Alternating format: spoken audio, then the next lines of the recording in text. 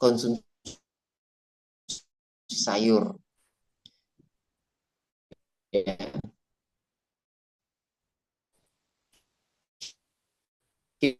Kita buat bubur. Nah, makanya kalau kita di puskesmas, ya kita di puskesmas itu untuk pusat pemerintah kesehatan itu tidak mengizinkan lagi. Jadi petugas gizi kami di setiap posyandu menganjurkan kader ada menu-menu khusus, pasti ada buah, ada sayur, itu sesuai dengan isi piringku. Itu dikasih dengan mulai dari anak-anak, anak balita itu. Nah sekarang konsumsi buah dan sayur itu betul-betul memang kurang di masyarakat kita. Mungkin dari kita sendiri ketika kita bepergian dari kota, kita pulang kampung, oleh-oleh ada enggak buah? Ya. Terus dalam rumah kita, pernah enggak kita, anak-anak kita kalau dikasih makan sayur sekarang kayak minumkan obat yang pahit. Malas sekali makan sayur. Ya, sayurnya mereka apa? Indomie. Nah, Indomie katanya sayurnya. Jadi sudah makan nasi, pakai sayur, pop mie atau Indomie. Nah ini enggak begitu maksudnya. Ya, nah inilah menjadi tugas berat kita, khususnya kader Wahda Islamiyah, bagaimana mensosialisasikan di keluarga kita terkait konsumsi sayur dan buah, ya, menjadikan sebuah budaya. Jadi ketika umpamanya kita pulang dari kantor, dari kerja, mau bawa oleh-oleh anak-anak, sudah jangan dululah gula-gula, jangan dululah namanya es krim, jangan dululah namanya makanan-makanan ringan, tapi cobalah, ya, kita biasakan anak kita dengan buah pepaya, buah pisang, ya, yang murah-murah lah dibiasakan. Ya, ada namanya kita itu pisang burung. Ya, pisang burung-burung orang bilang. Ya, pisang burung-burung kenapa? Katanya pisang yang dikasih makan untuk burung. Ya, padahal di sekitar kita di sini 10.000 itu di Bombana, apa 5.000 itu satu kantong plastik mungkin sampai 3 sisir, 5.000 rupiah. Kalau masih mentah kita buat itu apa kita beli sampai 1 pekan itu. Nah, dari situ kita budayakan anak-anak kita untuk makan buah. Satu kali minimal 1 biji pisang. Tidak perlulah anggur, apel, buah pir, ya, yang mudah dijangkau lah. Pepaya sampai hari ini, ya, banyak anak-anak kita tidak mau makan pepaya, geli lehernya, padahal bagus pepaya. Ya, ya itulah seperti itu. Baik, slide selanjutnya, Stas.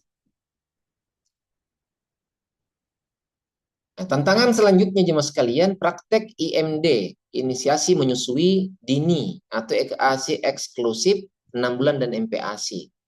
Nah, ASI sebagai sumber zat gizi jemaah sekalian terlengkap dan terbaik bagi bayi. Nah, dengan kolesterolum tadi saya sudah singgung yang sangat dibutuhkan bayi untuk melawan infeksi. Jadi kolesterolum itu adalah anti imun, ya, anti imun pertama, apa imun pertama, ya, untuk anti infeksi pertama yang ada gratis disiapkan Allah untuk kita, ya. Tapi kadang-kadang kembali seperti saya singgung tadi, ya, ujung-ujungnya tidak ada kolesterolnya yang keluar. Nah, ini menjadi PR untuk buat kita. Nanti sebentar kita bahas mungkin terkait menyusui, ya. Nanti mungkin bisa bisa diskusi. Ya, intinya jemaah sekalian, kenapa sih banyak ibu-ibu hari ini niat sudah sadar menyusui, tapi asinya tidak ada, air asinya tidak cukup. Seperti Ustaz tadi mungkin bisa dikatanya dijelaskan terkait bagaimana, ya, asi pada ibu menyusui itu menjadi produktif pada awat-awat kita. Ya kembali ke remajanya aja mas sekalian. Ya, bagaimana dia remaja?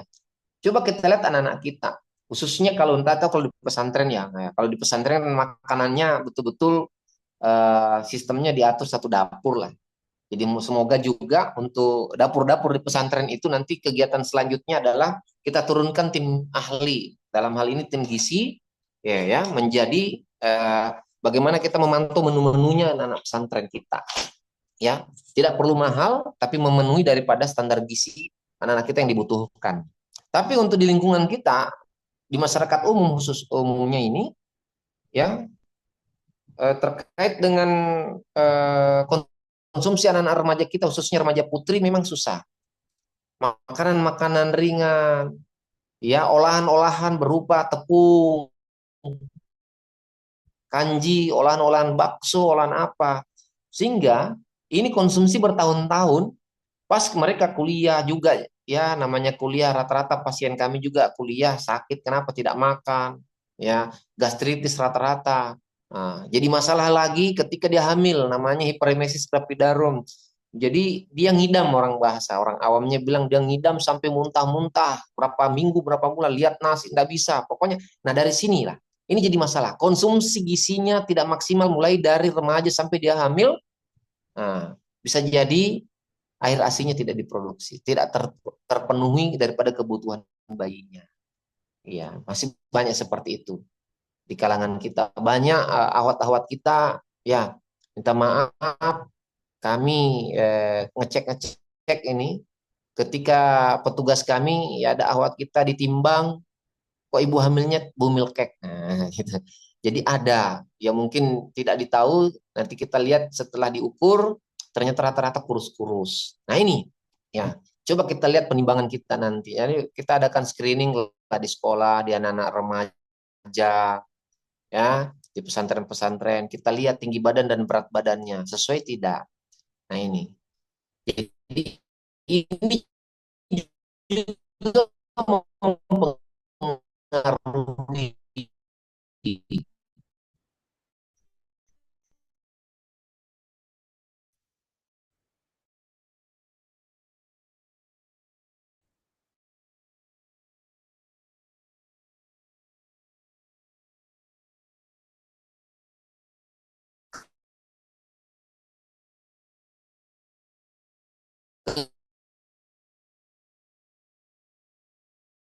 Ketika dia masih pasti istri kami itu kita masakkan, dan betul, alhamdulillah untuk di masyarakat kita. Nah, ya. Jadi buah katuk bagus, nah, termasuk buah daun kelor, apa daun katuk dengan daun kelor itu bagus sekali untuk penambahan ASI. Ada juga orang bilang kacang, tapi kalau kami tidak terlalu sarankan kacang, kacang tanah mereka makan ya, boleh, tapi perlu porsinya. Tapi lebih rutin itu adalah daun katuk. Kami sarankan dengan daun kelor. Sudah terbukti dan di keluarga kami, ya, keluarga kami. Dan kami lihat, dan memang pernah sempat bahwa anak pertama kami itu kurang daripada asinya, tapi setelah kami konsumsikan daun katuk itu bagus sekali. Tapi mungkin susah daun katuknya, yang susah, yang gampangnya itu mungkin daun kelor. Ya, mungkin bisa diprogramkan. Baik, yang kedua, ya pola asuh. Selanjutnya,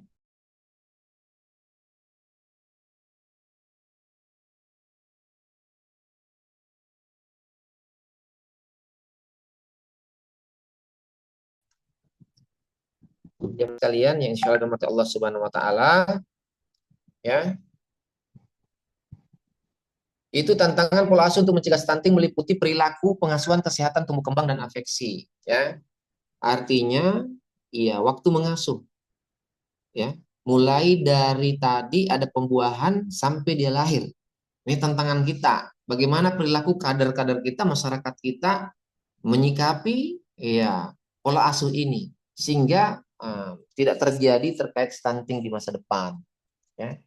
Contohnya ini kunjungan ANC yang terjadwal sejak awal kehamilan dan selama kehamilan sangatlah penting untuk memantau kondisi kesehatan dan tumbuh kembangnya sehingga dapat mendukung tumbuh kembang janin secara optimal ya. Jadi ANC antenatal care artinya pemeriksaan sementara hamil ini. Jadi mulai K1 sampai K6. Hari ini kami di Kementerian Kesehatan ada target bahwa setiap ibu hamil itu 6 kali periksa aja mas kalian ya, khusus ahwat.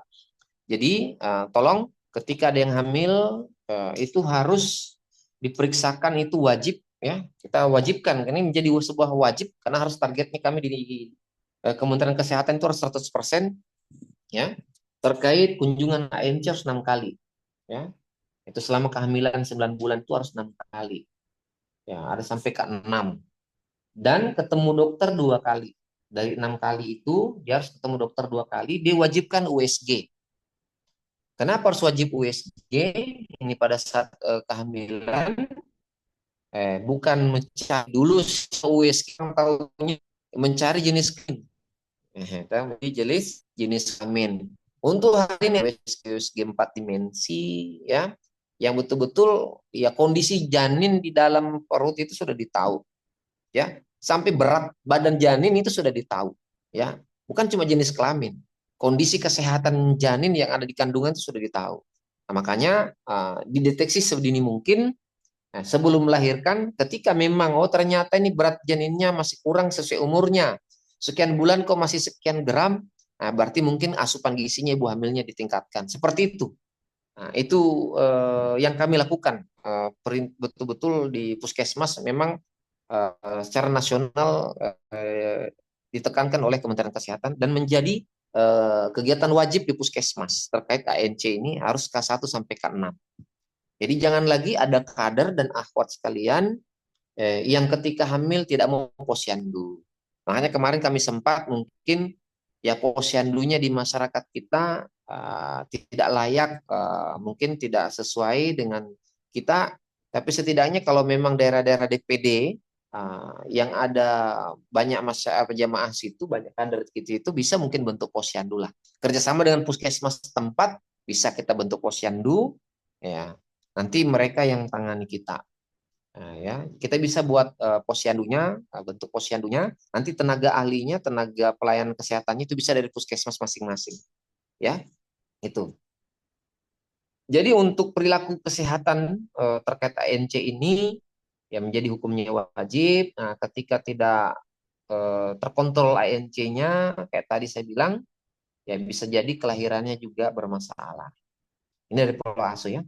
Oke, lanjut. Kemudian selanjutnya jemaah sekalian yang insya Allah dari Allah Subhanahu Wa Taala perilaku pengasuhan kesehatan neonatal. Nah ini bayi. Tadi ibu hamil, ya.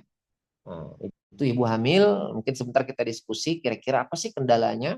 Ada kadar kita, awal kita yang hamil sampai tidak melakukan posyandu atau ANC. Kemudian ini selanjutnya itu perilaku pengasuhan kesehatan neonatal bayi. Nah bayi ini juga perlu perawatan baik-baik. Ada namanya pemantauan kondisi dan kesehatan bayi baru lahir atau kunjungan neonatal KN yang dilakukan pada saat berumur 6 sampai 48 jam. Jadi untuk seharusnya kalau sesuai SOP melahirkan di puskesmas atau di rumah sakit itu dikontrol bayinya nanti sampai 48 jam. Tidak boleh pulang. Belum boleh pulang itu. Karena dikontrol. Jangan sampai ada penyakit ikutan, terus kondisinya bagaimana, termasuk bagaimana IMD tadi, inisiasi menyusui dini, ya. Itu. Jadi para petugas kesehatan, pelayanan kesehatan akan memantau betul-betul selama 6 sampai 48 jam terkait perkembangan janin ini. Bayi ini ya, neonatal kalau kita bayi ya. Kemudian habis itu kunjungan KN1 3 sampai 7 hari. Nah, ini mungkin di jemaah sekalian 4 sampai 8 jam itu ada wajib ya atau 3 sampai 7 hari itu maksimal ada namanya pemeriksaan SHK. Sekarang hampir seluruh rumah sakit dan puskesmas yang melakukan persalinan itu anak-anak kita, bayi-bayi kita yang lahir itu diambil sampel darahnya di kaki, di telapak kaki. Nah, ini banyak penolakan jemaah sekalian, jadi mohon mungkin untuk kader Wahadah Islamiyah saya tekankan untuk hari ini ya jangan menjadi provokator atau apa. Ayo kita dukung program pemerintah terkait SHK ini. Kenapa? Muncul SHK, ini hasilnya dikirim ke Makassar. Kalau untuk Indonesia Timur itu diperiksa di Makassar, dikirim hasil darah daripada telapak kaki bayi tersebut untuk mengetahui bagaimana ada tidak gangguan gagal ginjal atau penyakit lainnya. Kemarin kan sempat ya viral kemarin kalau tidak keliru, kalau tidak hilap, itu terkait banyak sirop banyak anak-anak kita yang mengalami gagal ginjal. Ternyata ada memang sebuah penyakit juga ya. Nah, artinya bukan cuma faktor konsumsi anak-anak kita, tapi memang ada penyakit yang mau dicek ya.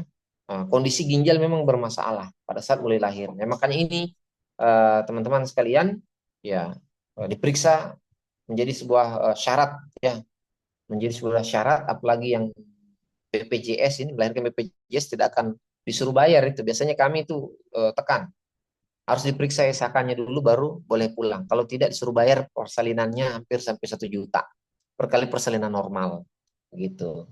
Tapi kalau masyarakat sekarang kan kalau dipaksa baru ditakuti begitu. Tapi untuk kader insya Allah tidaklah. Ya, jemaah sekalian yang insya Allah dirahmati Allah Subhanahu Wa Taala, Riskesdas 2013, riset kesehatan dasar ya. Nah, itu cakupan kunjungan neonatal lengkap masih sangat rendah, 3,93%. Artinya yang paling tinggi saja ini di Yogyakarta 58,4%, ya. Terendah di Papua ya 6,8%. Ya, alasan apa? Ini susah memang. Seharusnya ini bayi setelah pulang dari persalinan di rumah sakit atau di puskesmas, itu nanti dibawa di posyandu. Tapi kan ada kembali nanti sebentar dibahas di budaya.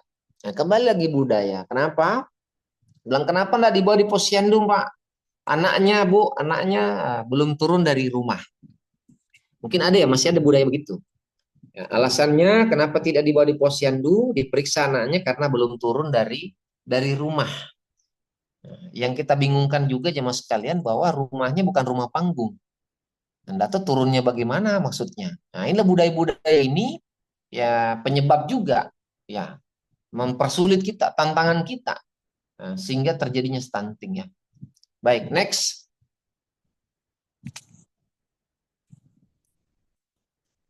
Kemudian tantangan pola asuh untuk pencegahan stunting meliputi perilaku pengasuhan kesehatan tumbuh kembang dan afeksi. Ini perilaku pengasuhan kesehatan anak balita tadi bayinya, ya bayinya.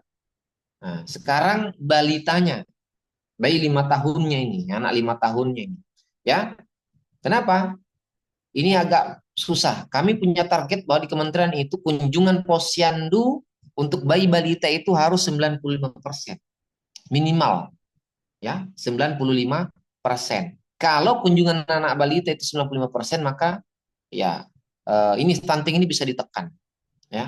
Tapi hari ini susah mendapatkan anak balita yang sampai 90% ya ke atas kunjungan posyandunya.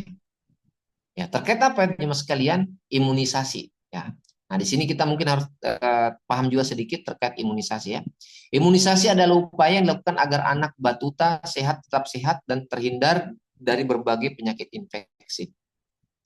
Nah, ini kalau untuk kita di lembaga kita alhamdulillah kami sempat bertanya mungkin ke DPP kurang lebih 2018-2019 terkait dengan Dewan Syariah kemarin ya. Dewan Syariah terkait halal dan tidak halalnya vaksin. Terkait dengan masuk imunisasi ini. Ada kemarin tuh kasus terkait campaknya. Yaitu. Tapi alhamdulillah untuk Dewan Syariah sudah mengeluarkan fatwa bahwa imunisasi itu boleh. Jadi setiap vaksin-vaksin baru yang muncul, Dewan Syariah itu melakukan penelitian dan mengeluarkan fatwa terkait halalnya vaksin-vaksin yang boleh digunakan untuk anak-anak kita. Nah, ini juga menjadi tantangan jemaah sekalian terkait imunisasi. Banyak ibu-ibu anak-anak kita atau bapak-bapak, ibunya mau, bapaknya yang marah, ya, tidak mau anaknya diimunisasi. Padahal imunisasi ya mungkin sekarang juga kami juga jadi masukan ya. Ini juga tantangan kita juga dari tenaga kesehatan. Nah, masukan di kementerian ketika kami pertemuan-pertemuan terkait jumlah vaksin yang terlalu banyak.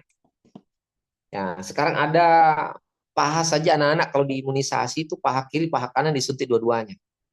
Nah, gitu. Belum lagi yang ditetes. Nah, belum lagi yang di lengan. Ya, kan? Itu. Jadi memang agak susah. Nah, ini maksudnya kami bahwa dilakukan penelitian ada vaksinasi yang mau dipakai harus combo. Harus digabung satu kali suntik ya. Nah, itu sudah beberapa vaksin yang bisa masuk di tubuh anak-anak.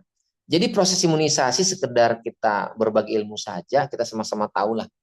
Sebenarnya vaksin itu adalah makhluk hidup yang virus yang atau bakteri yang dilemahkan. Nah, gunanya apa? Memancing daripada daya tahan tubuh kita, ya, daya tahan tubuh kita. Jadi ketika ada anak kita imunisasi dia demam itu wajar, ya, sepanjang ya tidak masalah. Begitu. Jadi ketika dia demam berarti proses daya tahan tubuh itu terbentuk di anak-anak kita. Ini masalah di imunisasi tantangan anak balita ketika imunisasi ada beberapa. Yang pertama, keluarga tidak mengizinkan. Ya, ini ada 27,2%. Ya, keluarga tidak mengizinkan karena memang pemahaman yang belum mengerti, belum paham. Ya, jadi petugas kami dari promosi kesehatan betul-betul ya kita lintas sektor betul-betul bagaimana memahamkan masyarakat terkait imunisasi. Tapi masih juga ada yang menolak. Kemudian takut anak menjadi panas, yang tadi saya singgung, ya. Ya kalau sih pengalaman-pengalaman kami, ya selama ini, ya ini juga dari dokter anak sih, spesialis anak sama ingat dokter pribadi kami kemarin, dokter musyawarah kalau nggak salah ya dulu, iya dokter musyawarah menyampaikan bahwa ya kalau pagi anak kita jangan dikasih mandi dulu, ya dikasih mandi, jangan kasih mandi, nanti setelah imunisasi balik di rumah baru kasih mandi. Nah itu, ternyata alhamdulillah selama anak kami juga tidak terlalu panas tinggi bagaimana, tidak selama imunisasi. Ya. Terus anak sering sakit alasannya ketika imunisasi. Hari ini kemarin ada polio tahap 1, tahap 2. Ya, kasus polio lagi. Nah, banyak anak-anak kena polio. Ya, khususnya di Aceh itu terjadi kejadian luar biasa. Ya, ada anak yang sudah bengkok kakinya, umur 2 tahun sudah seharusnya jalan tapi ternyata terkena virus polio. Ya. Nah, ini alasan bahwa anaknya sakit karena vaksin. Padahal belum tentu, ya, belum tentu. Ya, jadi kalau masalah demamnya karena reaksi vaksinnya wajar, tidak masalah. Tapi kayaknya tidak nyambung gitu loh, kayak tidak nyambung. Nah, ada anaknya habis tetes polio, tapi dia yang kemarin dioperasi, ususnya kalau tidak salah meninggal, disalahkanlah vaksin polionya. Seperti itu yang terjadi di masyarakat. Kemudian selanjutnya tidak tahu tempat imunisasi. Ada yang tidak tahu, mungkin di antara kita, kader-kader kita tidak tahu di mana sih harus posyandu. Nah, makanya saran kami di setiap DPD, ayo kita bentuk posyandu kerjasama dengan puskesmas tempat biar menggampangkan kita. Insya Allah, untuk di Sulawesi Tenggara, Dinas Kesehatan, Provinsi dan Kabupaten, saya rasa sangat mendukung ketika ada lembaga kita membuat posyandu sendiri, dan ada pesertanya dari kalangan kita sendiri, justru itu menjadi apresiasi mungkin buat kita. Ya. Ya. Kemudian selanjutnya, tempat imunisasi sangat jauh atau jauh ya. Nah, makanya kami ada namanya sweeping. Kami datangi rumah ke rumah, naik gunung, turun gunung, petugas kami hanya untuk apa? Untuk mengimunisasi. Kadang itulah masalah jemaah sekalian, kita sudah 2 gunung kita naiki, sampai di sana ternyata orang tuanya menolak. Menolak seandainya bicara baik-baik tidak masalah, tapi ya sudah dengan kata-kata yang tidak etis lah. Nah, sehingga petugas kami balik daripada terjadi masalah. Nah ini tantangan-tantangan kita. Kemudian sibuk atau repot. Nah ini yang paling banyak sebenarnya. Alasan-alasan sibuk atau repot. Kami belum pernah melihat, jarang ya, tapi belum pernah. Selama kami jadi petugas kesehatan, belum pernah bapak-bapak yang mengantar posyandu anaknya. Alasan apa? Karena dia mencari nafkah. Nah, mencari nafkah. Sementara, sementara kalau di dunia pendidikan, ya di dunia pendidikan ada ndak dulu pernah kami dengar terkait ya antar anak sekolah, gitu kan? Antar pertama anak sekolah, jadi orang tuanya harus mengantar ke sekolah. Ya, saya rasa juga ya luangkanlah waktu kita sebagai abi-abi kita ini ya untuk mengantar anak kita ya di posyandu, menemani istri kita di posyandu. Yang penting atur jadwalnya, atur waktunya. Terkait sibuk dan repot terkait pekerjaan, rata-rata ini menjadi alasan sehingga kenapa sih tidak datang posyandu. Nah, terkait untuk diberikan imunisasi. Baik, next. Selanjutnya, Ustaz. Jadi perilaku pengasuhan tumbuh kembang dan afeksi, ya. Ini juga tantangan pola asuh. Selanjutnya, ya, tumbuh kembang anak balita tidak dapat dipenuhi hanya dengan kecukupan gizi dan pengasuhan kesehatannya saja. Tiap tahap pertumbuhan anak balita membutuhkan stimulasi dari pengasuhan, khususnya kasih sayang atau afeksi ibunya, serta lingkungan tempat afeksi dan stimulasi ibu, lingkungan. Semua upaya pemberian gizi dan pengasuhan kesehatan yang diberikan tidak akan cukup berdampak bagi tumbuh kembang. Jadi, untuk pencegahan stunting juga ya terkait bahwa perilaku pengasuhan tumbuh kembang ini menjadi masalah dasar juga ya. Kenapa? Anak-anak itu bukan cuma gizinya yang mau dipenuhi, tapi bagaimana stimulan-stimulannya. Tapi hari ini dengan ya maraknya gadget, kita juga menjadi masalah. Mudah-mudahan di antara kader kita, nah, ini juga peran penting, tolong terkait HP, nah, berpikir ya 100 kali lipat untuk memahamkan anak-anak kita HP dari sejak dini. Jangan. Kenapa? Kalau sudah terkait dengan HP, susah sekali mau dilepas itu HP daripada anak-anak kita. Sehingga kebiasaan anak-anak kita tumbuh kembangnya tidak maksimal, badannya tidak terbentuk. Kenapa? Tidak bisa lari, jarang lompat, jarang jalan-jalan, jarang aktif. Kenapa? Karena dengan HP-nya dia cuma baring, duduk, bengong, akhirnya berpengaruh di matanya.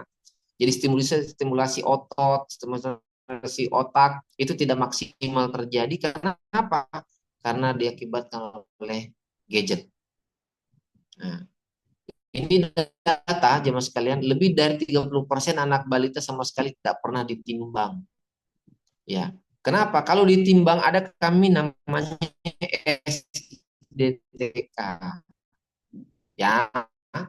Nah, jadi ada kita mengecek anak bayi balita itu terkait tumbuh kembang. Umur sekian dia sudah jalan belum? Nah, dicek, oh belum. Nah, dicek masalahnya apa? Seperti itu. Umur sekian kenapa bisa bicara? Ini otak apa yang bermasalah? Kalau memang umpamanya dia bermasalah betul, kita akan konsul. Kita akan rujuk, ya dikonsulkan ke ahli terkait tumbuh kembang anak ini. Itu jemaah sekalian. Jadi ini menjadi perhatian juga, ya, terkait tumbuh kembangnya. Makanya kembali di posisian dulu lagi, di posisian terus. Kenapa? Ya, untuk ya karena kalau posyandu kan lengkap. Ada dokternya, ada perawatnya, ada bidannya, ada petugas gizinya, ada petugas keslingnya, ada promkesnya. Nah, itu. Jadi itu bekerja sama bagaimana mendeteksi daripada hal uh, tumbuh kembang. Selanjutnya lagi yang tantangan ketiga itu kebersihan pribadi, ya cuci tangan pakai sabun. Ini penting ini. Nah, kenapa? Seorang ibu yang merawat bayinya ini penting sekali terkait kebersihan pribadi atau cuci tangan pakai sabun. Kenapa? Karena ini menjadi pemicu daripada lahirnya penyakit. Ya, perilaku efektif mencegah diare pada bayi balita hanya dengan cuci tangan dulu. Jangan sedikit-sedikit diare ya langsung obat gitu. Padahal diare itu ya disebabkan oleh kuman Staphylococcus atau bakteri Staphylococcus di tangan seorang ibu atau seorang ayah gitu. Nah, contoh sekarang banyak anak-anak kita keluarganya mungkin orang bilang bagus badannya, minta digendong. Nah, sebelum digendong, yang gendong cuci tangan tidak, gitu. Cuci tangan tidak. Jadi ini juga menjadi tantangan, maka harus dibudayakan terkait cuci tangan. Ya, ini ada 5 moment, 5 waktu penting cuci tangan pakai sabun. Yang pertama sebelum makan. Ini untuk masyarakat ya. Lain medis juga lain. Kalau 5 moment medis juga lain. Kalau ini perilaku kita dan keseharian kita. Nah, pakai sabun yang pertama sebelum makan, yang kedua sesudah buang yang air besar, yang ketiga sebelum memegang bayi, yang keempat sesudah membersihkan buang air besar, yang kelima sebelum menyiapkan makanan. Ini harus pakai cuci tangan, pakai sabun, ya. Ini wajib jemaah sekalian. Kenapa? Coba sebelum makan. Hari ini sebelum makan, di budaya kita apa? Ya gobokan atau orang Bugis bilang konyang, apakah itu? Yang cuci tangan yang pakai itu pakai mangkok. Nah, bukan itu. Pakai mangkok kemudian dipakai bersama. Nah, ini budaya yang keliru. Seharusnya kita cuci tangan. Jadi rumah makan tuh menyiapkan cuci tangan, sabunnya, cuci tangan dulu baru kita makan. Sesudah buang air besar cuci tangan dulu. Ya, sebelum memegang bayi cuci tangan dulu. Ya, sesudah membersihkan buang air besar umpamanya dari buang hajatnya anak-anak kita, ya kita cuci tangan dulu. Ya. Kemudian sebelum menyiapkan makanan, ya kita cuci tangan dulu. Baik, Fadil. Untuk selanjutnya, sosial budaya. Ini tantangan selanjutnya, sosial budaya, next. Ya, ini terkait tentu sosial budaya betul-betul menjadi penyebab daripada susahnya kita bagaimana penanganan stunting di masyarakat kita. Contoh tadi, ya, orang hamil ada dilarang makan ini. Nah, makanya orang hamil jangan makan ini.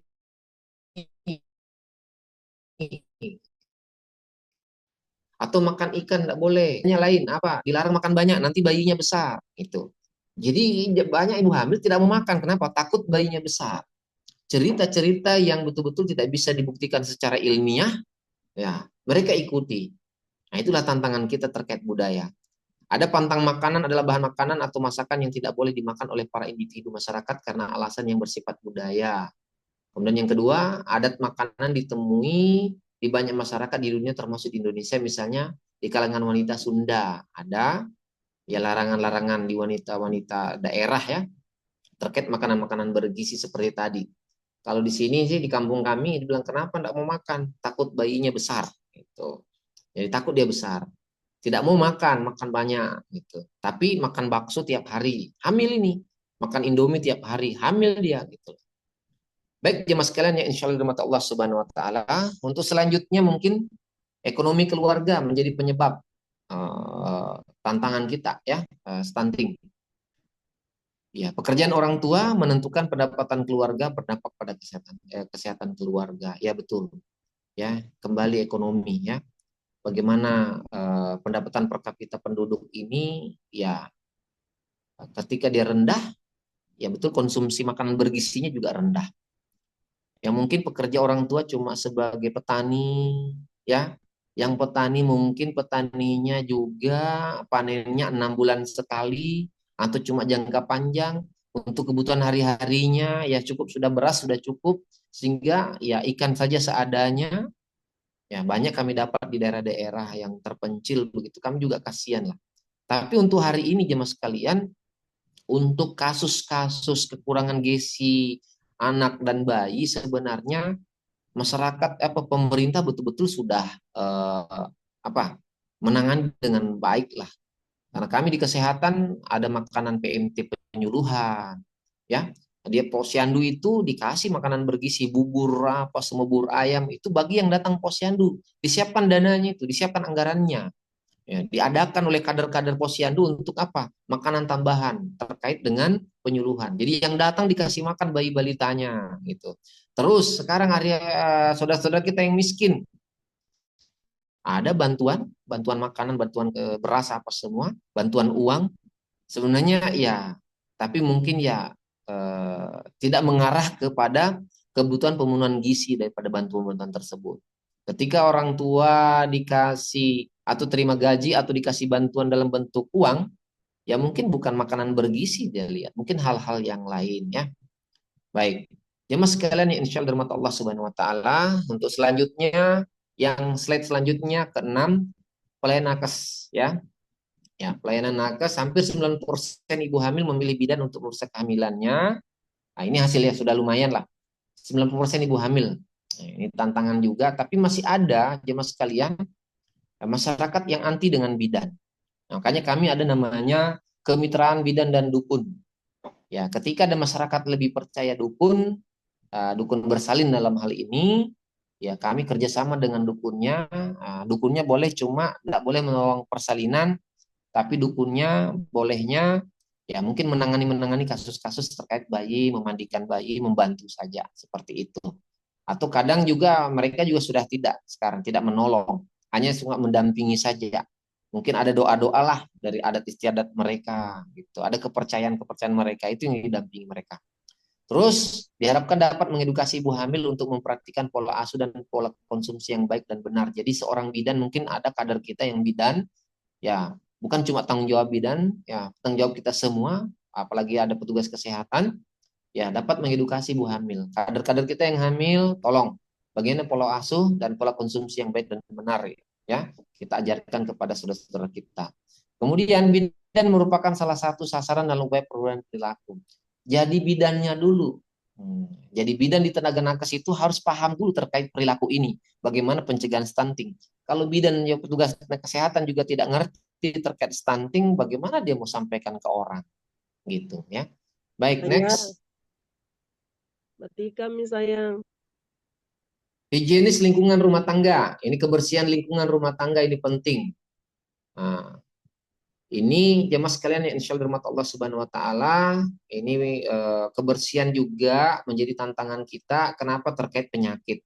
Ya, ketika rumah memang tidak apa ya, banyak sekali masalah penyakit lingkungan di situ, kotor, kumuh, ya pasti kuman-kuman itu ya bersarang lah. Nah, khususnya penyakit TB ya. Banyak rumah-rumah yang kena TB, masyarakatnya memang betul-betul kumuh ya. Hanya kami pernah di sebuah pulau, ya kami ngecek TB, dalam satu hari kami dapat itu 20 kasus TB positif. Ya, itu termasuk juga ada kusta.